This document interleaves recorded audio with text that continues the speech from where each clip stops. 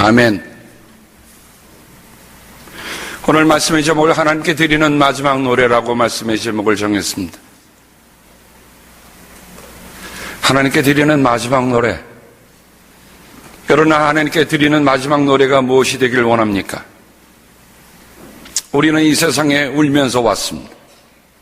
그런데 떠날 때는 우리가 드려야 할 우리의 고백이 있고, 우리의 노래가 있고, 우리의 감사가 있고, 우리의 찬양이 있습니다. 오늘 여기에 한 노익장이 계십니다. 시몬이라는 분입니다. 시몬이라는 이름의 뜻은 하나님이 들으셨다는 뜻입니다. 어떻게 보면 평생 그가 살아가면서 그의 이름처럼 살았다고 한다면 그는 하나님이 들으심을 마음속에 꾸준하게 하나님께 기도하며 산 사람이었다라는 것을 우리가 생각해 볼 수 있습니다. 저는 오늘 참으로 빛나는 이런 영의 노장이 부르는 마지막 노래, 그리고 율로게오란 말은 찬양이란 말도 되지만 노래란 말도 되지만 고백이란 뜻이 담겨 있습니다. 그러므로 우리가 하나님 앞에 찬양한다고 하는 것은 그 찬양 안에 우리의 고백이 담겨 있다는 말입니다. 우리의 감사가 담겨 있다는 말입니다. 저는 그래서 찬양을 부를 때면 그 찬양 속에 제 혼신을 다해서 하나님께 불러요. 언젠가 여러분에게 말씀드렸습니다. 저는 마치 라스칼라지에 쓴 오페라 가수처럼 지난번에 메사이아가 디즈니 콘서트홀에 있었는데 디즈니 콘서트홀에서 부르는 사람들처럼 여러분, 하나님께 부르는 그런 찬양이 우리의 삶의 가장 깊은 고백에서 나온다고 한다면 여러분, 이 찬양 어떻게 드리겠습니까?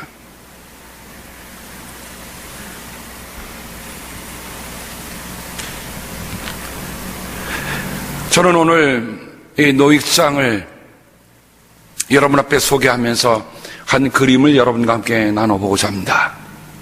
한번 여러분 화면을 보시죠. 만약에 그 빛이 잘 안 보이면 여기 끄셔도 돼요. 네, 불을 꺼주시고 들어줍시다. 그림이 잘 보이십니까? 이 제목은 영어는 Simon in the Temple, 성전의 시몬이라고 하는 이름의 제목이 붙인 그림입니다.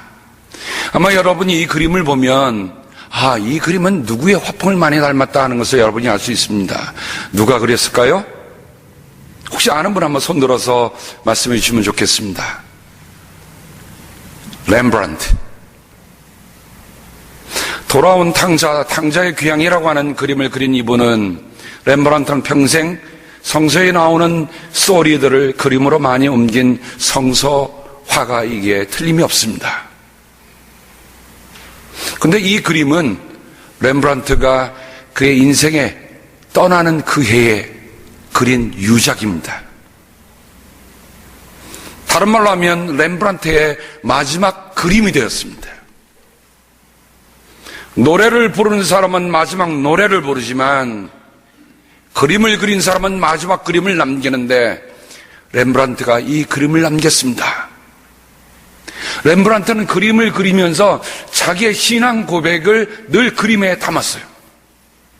여러분, 렘브란트의 그림을 보다 보면 렘브란트의 얼굴이 그 그림 속에 나타나는 것을 봅니다. 풍랑이는 바다에서 바다에 있는 그 제자들 가운데 렘브란트의 얼굴도 그 안에 담겨 있어요.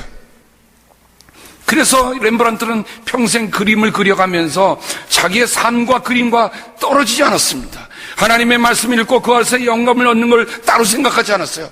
이 안에 내가 있다. 하나님의 이 말씀은 나를 주시는 말씀이다.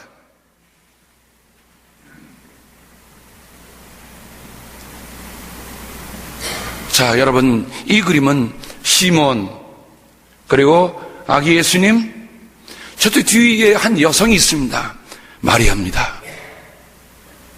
그림은 아주 껌껌한 색조가 있습니다. 검은 바탕. 왜 저렇게 껌껌할까? 여러분, 그리스도와 시몬과 마리아에게 비치는 빛이 있지만 나머지는 다 깜깜합니다. 영적인 무지, 영적인 어둠, 이 세상이 그렇게 영적인 어둠 속에 묻혀 있다고 하는 것을 렘브란트는 늘 표현하고 있습니다. 그리스도가 없는 세상, 그것은 칠흑 같은 밤이다. 그런데 여러분, 이 시몬을 한번 보세요. 시몬의 모습이 어떻습니까? 시몬의 입이 열려 있습니다. 뭘 하고 있는 겁니까? 지금 마지막 노래를 드리고 있는 거예요. 그의 눈을 보세요. 눈은 떴는지 감았는지 모를 정도로 눈꺼풀이 내려와 있습니다. 예수 그리스도를 자신의 품에 안고 하나님께 드리는 마지막 노래를 드리고 있는 겁니다. 오늘 여러분 주보에 라틴어로 영어 제목을 제가 붙여놨습니다. 눅크 디미티. 눅크란 말은 나오란 말이요, 디미티란 말은 디스미스란 말입니다. 이제 떠나게 하소서라는 말입니다. 이제 나를 떠나게 하소서라는 말입니다. 얼마나 그의 기다림이 사무쳤길래, 얼마나 주님의 나라에 가고 싶었길래,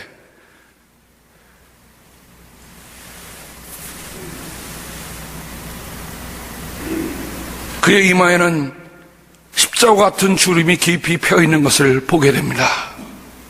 제가 유심히 이 그림을 보니까 단지 주름이 깊은 그림이 아니라 그 이마에 십자가가 그려져 있는 것을 볼 수가 있었습니다. 왜 이 십자가가 비칩니까? 그 품에 안은 예수 그리스도입니다. 그런데 이 놀라운 거는 여러분, 이 빛이 지금 어디서 비치고 있습니까? 만약 위에서 비쳤다 하면 마리아도 시몬도 다 빛이 할 텐데, 그 그림으로 보면 빛이 아기 예수로부터 빛이 나오고 있는 것을 봅니다. 위에서 내리는 빛이 아니라 밑에서 오르는 빛이에요.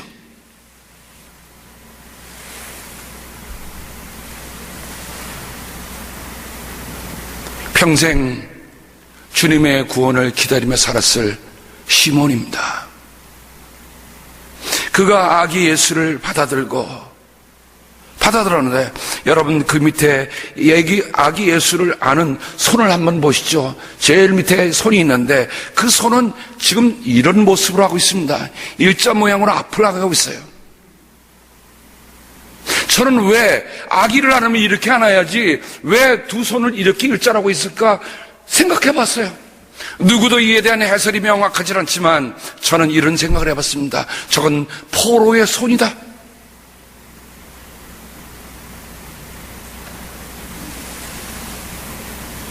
그리스도가 없는 삶, 그리스도로 학수고대했던 그 삶, 이제는 주님께 그 모든 것을 내드리며 나는 주님의 노예일 뿐입니다. 예수 그리스도로 묶인 그의 손을 볼 수 있습니다. 그의 손을 보니 정말 그림에 뚜렷하게 나타나기는 어렵지만 그 사이사이에 혹시 모르죠. 저는 제가 볼 때 핏자국이 보입니다. 이미 아기 예수 속에 정말 수많은 찌름을 당해서 흘렸을 그리스도의 보혈을 보여주는 그 그림이, 그 핏자국이 제 눈에는 보여요. 그리고 아기 예수의 모습을 보았습니다. 아기 예수님, 성전에 하나님 앞에 드리는 그 모습은 40일, 생후 40일 때 하나님 앞에 드렸습니다. 40일 된 아기 예수님입니다. 그런데 그 아기 예수님의 눈, 코, 입 보면 눈이 멀끄러미 시몬을 바라보고 있습니다. 그리고 한 손이 나와서 이렇게 잡고 있는 모습이 보입니다. 내가 너를 붙들어 주노라. 한번 빛을 켜볼까요? 그리고 뒤에 마리아는 어떻습니까? 마리아의 눈은 지금 시몬을 보는지 아기 예수를 보는지 그 눈의 구도가 한쪽 눈은 시몬에 가고 있고 한쪽 눈은 예수님에게 와 있어요.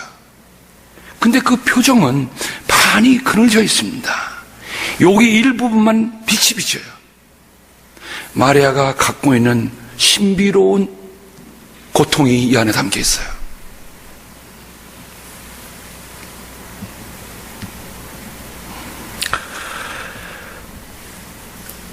오늘 저는 이 말씀을, 이 그림을 보면서 렘브란트가 그의 평생에 그렸던 마지막 작품, 그의 인생에도 참으로 어려운 일이 많습니다. 자기가 이때 오기 전에 아내가 둘이 있었나요? 아내 둘이 세상을 떠났고 자식들도 다 죽었어. 혼자 남았어. 그러니 그의 마음에 어떤 외로움이 있었을까요?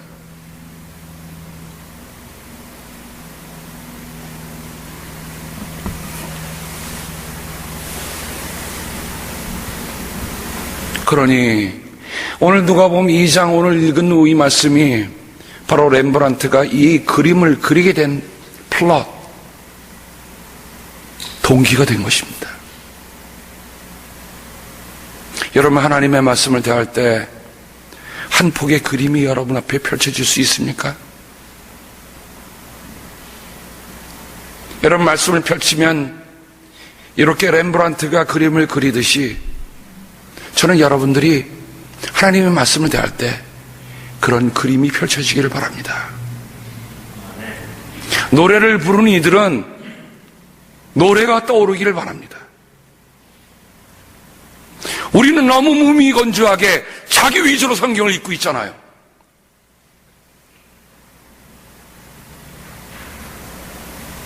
하나님의 말씀이, 하나님이 나로 하여금, 하나님이 내게 들려주신 그 말씀을 들고자 하는 그런 경건함.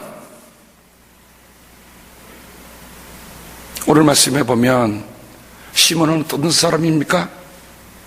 그는 의로운 자라. 여러분, 누가복음에서 의로운 자라고 하는 그 말을 쓴 사람이 많지 않습니다. 우리가 잘 아는 마리아의 남편 요셉이 그랬습니다. 아리마대 요셉이 그랬습니다. 그리고 또는 그는 경건한 자라라고 얘기합니다. 그 다음 말씀이 오늘 말하면 성령이 그에게 임하여 계셨다라고 얘기했습니다. 원뜻을 보면 성령이 그 안에 계셨다는 거예요. 그 안에. 내 안에 성령이 계십니까? 내 안에 성령이 계시면 렘브란트가 그린 그림 나도 같이 읽을 수 있어요. 오늘 내가 무슨 말씀을 전하고자 하는 그 말씀을 여러분도 같이 나눌 수 있어요. 성령이 내 안에 계시지 아니하면 아무것도 들리지 않습니다.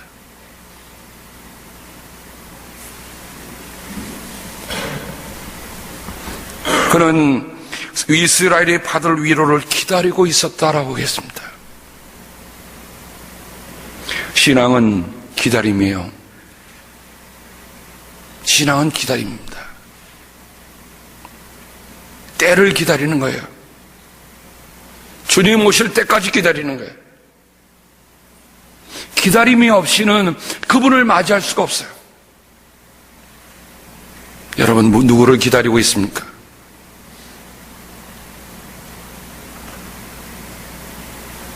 (26절) 그런 주님께서 세우신 그리스도를 보기 전에는 죽지 아니할 것이라는 성령의 지시를 받은 사람이었다. 시몬이 지령을 받았습니다. 어떤 지령을 받아요? 내가 죽지 않을 것이다. 어느 때까지? 그리스도를 보기 전까지는.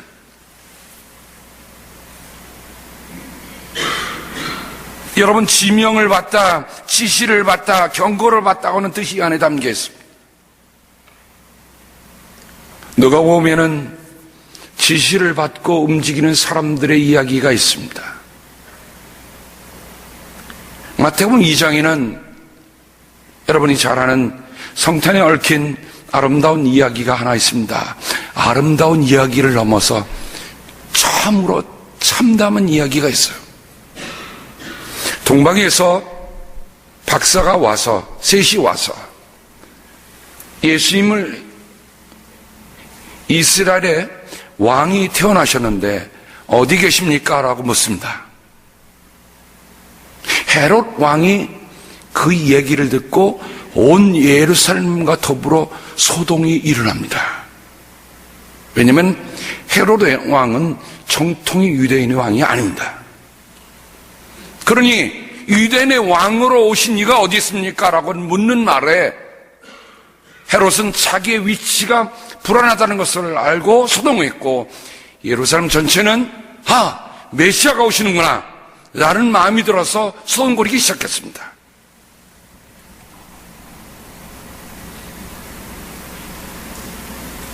그 이야기를 다 자르고 동방박사가 별이 인도에서 베들레헴에 아기 예수가 누우신 곳을 찾아왔습니다. 동방박사에게 헤롯 왕이 뭐라고 얘기합니까? 만약 그 왕을 찾으시면 제게도 알려주십시오라고 얘기합니다. 근데 그 다음에 성경에 보면 동방박사들이 왜 헤롯에게로 가서 예수님을 찾았다는 말을 하지 않았습니까? 왜 찾았다는 말을 하지 않았습니까? 그 먼 길 왔으니 왕한테 가서 얘기를 하면 왕이 정말 고맙소이다라고 그들을 정말 식사 대접해 줄 텐데 왜 동방박사들이 그들에게 가지 않았습니까? 이유는 하나입니다. 그들은 꿈에 헤롯에게로 돌아가지 말라는 지시를 받아 다른 길로 자기 나라에 돌아갔다. 저는 이 말씀이 시몬이 성령의 지시를 받은 것이나 동방박사가 꿈에서 헤롯에게로 돌아가지 말라는 지시를 받은 것이나 그 공통된 게 뭡니까? 하나님이 지금 내게 무엇을 말씀하시는가? 그들은 귀를 기울여 듣고 있다는 겁니다. 여러분, 하나님이 여러분에게 내린 지시가 무엇입니까?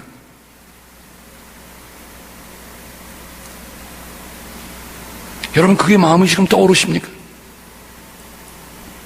만약에 아무것도 떠오르지 않으면 우리 신앙하지 않는 거예요. 우리 믿지 않는 거예요. 하나님이 내게 지시하신 사도행전 10장에 가면 우리가 잘 아는 베드로가 나옵니다. 베드로가 낮에, 대낮입니다. 기도하던 가운데 갑자기 신비한 영상을 보게 됩니다. 하늘에서 주르륵 바구니에 오는데 거기에 갖가지 음식이 담겨 있습니다. 그런데 유대인의 율법에 의하면 그거를 먹지 말라는 음식입니다. 그래서 베드로는 이렇게 합니다. 에그머니나, 나는 이런 걸 먹지 않습니다. 그러자 하늘에서 그에게 소리가 들려옵니다. 무슨 소리입니까? 하나님이 깨끗하게 하신 것을 내가 더럽게 하지 마라. 몇 번이 있었습니까? 3번. 한 번도 아니에요. 한 번이면 내가 낮잠 자다가 잘못 잤겠거니라고 얘기할 수 있잖아요. 대낮에 꿈을 꿨군요 하지만 3번이라고 하는 그 말 자체는 뭐냐면 하나님께서 그에게 주시는 확실한 지시입니다.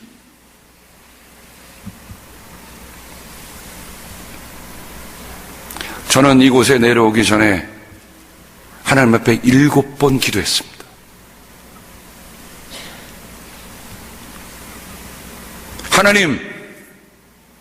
하나님이 보내시려면 확실한 것을 세게 가르쳐 주십시오. 저는 지금도 하나님의 지시에 귀를 기울입니다. 만일 제가 먼저 앞서면 저는 하나님의 뜻을 무시하는 거예요. 하나님의 뜻을 거역하는 거예요. 하나님이 내게 무슨 말씀하시는가 기다리고 있는 거예요.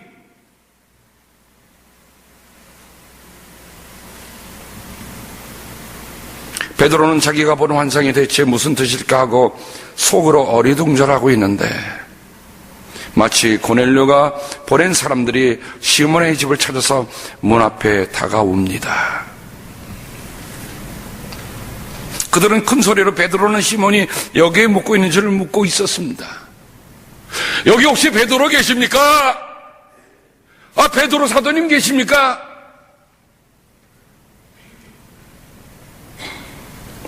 베드로가 자기를 부른 소리도 듣지만 그 환상을, 자기가 3번에 꾼 환상을 보고 곰곰이 생각하고 있는데 성령께서 말씀하십니다. 보라, 3사람이 너를 찾고 있다. 일어나서 내려가거라. 그들은 내가 보낸 사람들이니 의심하지 말고 함께 가거라. 그래서 베드로는 그들에게 내려가서 물습니다. 보시오, 내가 당신들이 찾고 있는 사람이요, 무슨 일로 오셨소? 그러자 그들이, 고넬료가 보낸 그 사람들이 베드로에게 이렇게 대답합니다. 고넬료라고 하는 백부장이 보내서 왔습니다. 그는 의로운 사람이요 하나님을 두려워하는 사람입니다. 그는 온 유다 백성에게서 존경을 받고 있습니다. 그는 사람을 보내어 당신을 집으로 모셔다가 말씀을 들으라는 지시를 거룩한 천사에게서 받았습니다. 왜 이런 일들이 우리에게는 일어나지 않는 것입니까?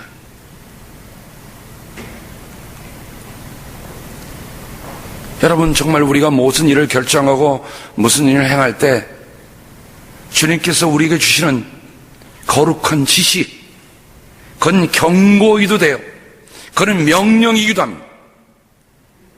말씀에 귀 기울이고 있습니까? 아니면 내가 그냥 주변 정황이나 상황에 맞춰서 사람들의 얘기를 듣고 거두절미해서 딱 무자르듯이 자르고 있습니까? 저는 성도들에게서 이런 얘기 듣고 싶습니다. 목사님, 제가 기도하는 가운데 하나님께서 제게 이런 말씀해 주셨습니다.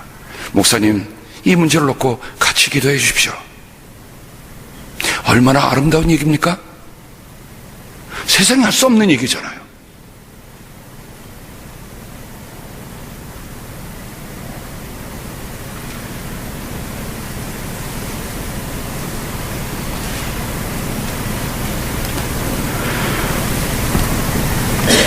왜 베드로의 얘기만이라고? 왜 고넬료만의 얘기라고? 왜 동방박사의 얘기만이라고? 아니, 더 나가서 시몬만이 얘기라고? 성령의 지시가 그때로 끝난 겁니까?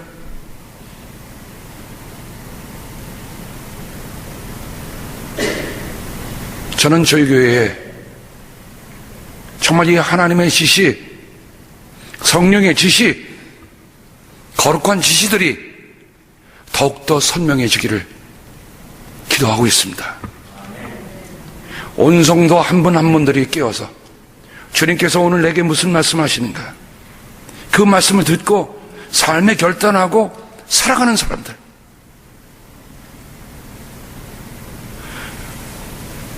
렘브란트는 어떻게 보면 그 시몬을 자기의 모습을 그렸을 것입니다. 자기의 삶이 떠날 것을 다 알았던 거예요. 그가 평생에 시몬에 대한 주제를 3번 그렸습니다. 저 그림이 마지막 그림이에요. 세상 떠나는 그 해에 그린 마지막 그림입니다. 저는 그래서 그 그림을 보면서 저 시몬이 바로 렘브란트 자신이구나. 사랑하는 여러분, 성경에 있는 사람을 여러분하고 다른 사람, 낯선 사람으로 여기지 마세요. 바로 그 베드로가 나이구나. 그 고넬료에게 거룩한 지시를 주신 그분이 바로 나에게 그 지시를 주시는구나. 그러면 우리가 시몬이 부른 이 노래, 그가 부른 노래, 사도 바울은 나는 주님께로 빨리 가고 싶습니다. 여러분, 얼마나 험하고 고대서라고 하기보다는 사도 바울은 그만큼 주님을 열망하며 기다린 사람입니다. 그런데 그렇게 떠나고 싶으나 내가 여러분을 위해서는 떠날 수가 없습니다. 시몬, 내 눈이 주님의 구원을 보기까지 너는 떠날 수 없다. 그건 명령이었어요. 그건 지시였어요. 평생 주님을 기다려온 이 경건하고 의로운 이 분이었음에도 불구하고 그의 마음속에 늘 울리는 소리는 누구의 소리입니까? 하나님의 소리야. Voice of people, 사람들의 소리가 아닙니다. Voice of God. 저는 오늘도 중요한 결정을 할 때면 하나님의 음성에 귀를 기울입니다. 하나님의 음성에 귀를. 왜냐하면 하나님의 음성에 귀를 기울이지 않으면 결국에는 엉뚱한 일로 끝나더라고요. 그러나 지금 힘들고 지금 어렵고 지금 곤고하고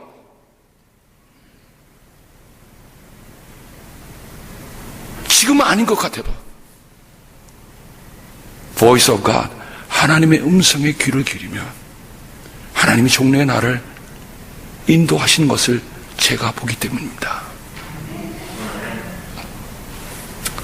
하나의 마지막입니다.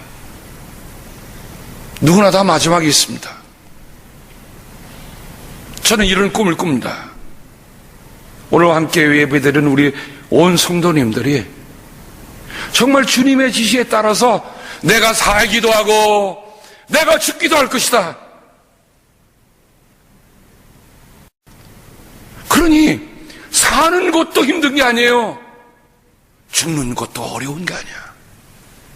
사나 죽으나 나는 다 주의 것이라고 했던 바울의 그 엄청난 고백은 왜 그렇습니까? 늘 내 안에 오셔서 나를 지시하시는 하나님, 그 하나님이 오늘 내 품에 계시잖아요. 내가 어찌 감히 주님을 이렇게 품에 안을 수 있겠습니까?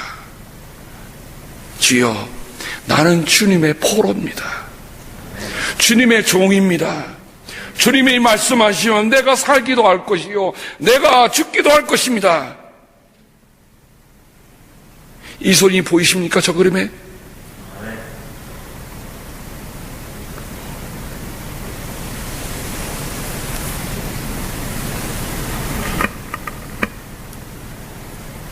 드디어 시몬의 입이 열려서 주님이 이제 주님께서는 주님의 말씀을 따라 이 종을 세상에서 평안히 떠나게 해주십니다. 나는 내 눈이 주님의 구원을 보았습니다.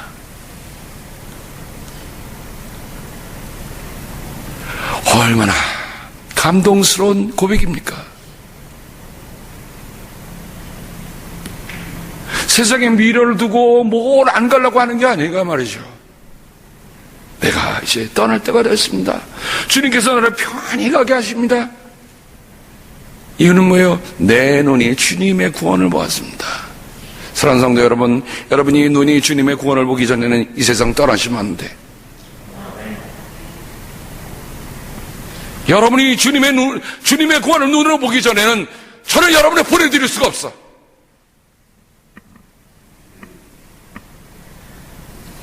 주여, 내 눈이 주님의 구원을 보았습니다. 그게 우리가 이 땅에서 드리는 마지막 노래가 되어야지 않습니까?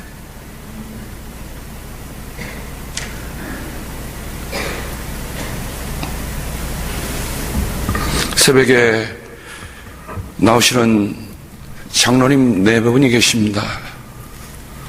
그분은 저희 교회 다니시는 분은 아니세요.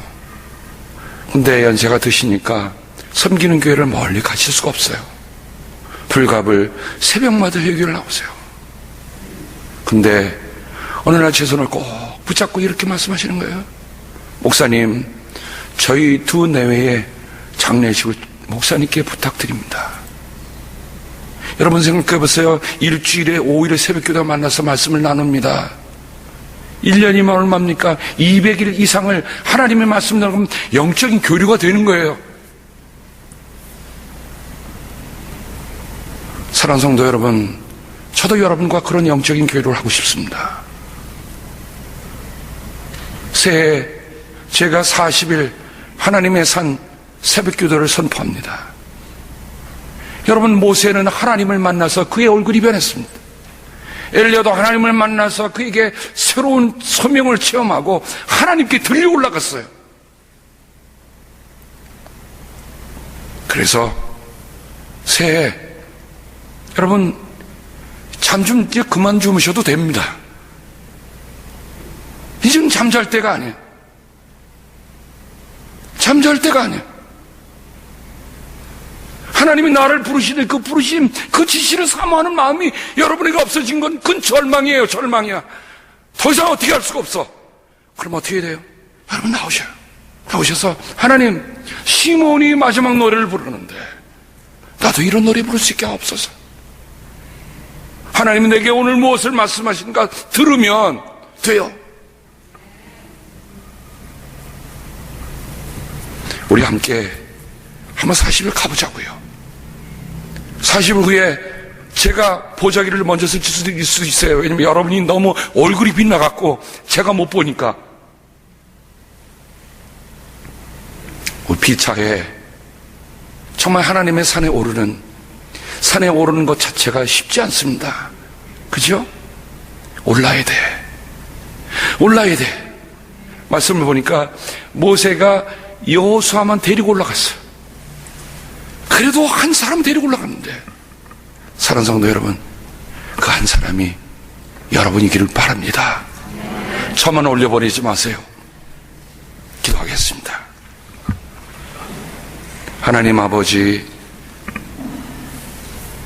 빛을 다 끄고 보니 우리의 삶에 정말 보아야 할 게 뭔가 주님 깨닫게 하시고 알게 하십니다. 삶의 한 자락이라도 뚝 떼어서 하나님과 함께하는 그런 시간을 갖고자 우리가 새해 첫 40일 하나님의 산 새벽 기도회를 엽니다. 아버지, 모세의 심정으로, 엘리야의 심정으로, 여호수아의 심정으로 우리가 하나님의 산에 오르고자 하오니 주여 붙잡아 주시옵소서. 산에 오르는 길은 가파른 길이어서 결코 쉽지 않습니다. 미끄러질 수도 있습니다. 떨어질 수 있습니다. 굴러 떨어질 수도 있습니다. 하지만 주님 부르시기에 굴러 떨어지더라도 미끄러지더라도 부상당하더라도 우리가 끝까지 올라가 하나님을 만나는 저희들 되게 주여 도와 주시옵소서. 그리고 하나님이 내 삶에 주시는 지시가 무엇인가라는 것을 우리가 꼭 붙들고 가는 저희들 되게 주여 도와 주시옵소서. 이 지시가 있어야 우리가 삶의 끝까지 갈 수가 있는 것 주 앞에 고백합니다. 아버지, 고맙습니다. 지금까지 지내온 것 주의 크신 은혜입니다. 주님 그 은혜 때문에 우리가 삽니다. 그 은혜로 이 자리에 있는 우리 사랑하는 성도들, 또한 이 자리에 함께 있지 못하는 우리 사랑하는 성도들에게 함께하여 주옵소서. 감사하며 예수님의 이름으로 기도드립니다.